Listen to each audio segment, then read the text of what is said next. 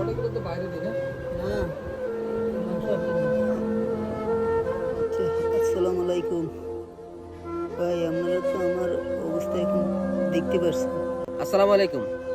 আমি গত কয়েকদিন আগে কালাম মিয়াকে নিয়ে একটি ভিডিও পোস্ট করেছিলাম। আপনারা এখানে অনেকে সাহায্য করেছেন। যারা সাহায্য করেছেন তাদেরকে অনেক ধন্যবাদ। আসলে কালাম মিয়ার অবস্থা খুব গুরুতর। আপনারা ভিডিওর মাধ্যমে দেখবেন কালাম মিয়ার যে অবস্থা। অনেকগুলো তো বাইরে দিই না।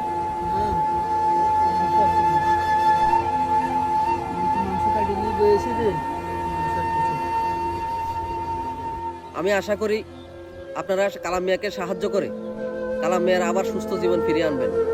সকলের কাছে অনুরোধ, কালাম মিয়াকে একটু বেশি বেশি সাহায্য করবেন। আসসালামু আলাইকুম ভাই, আপনারা তো আমার অবস্থা এখন দেখতে পাচ্ছেন এবং জানছেন।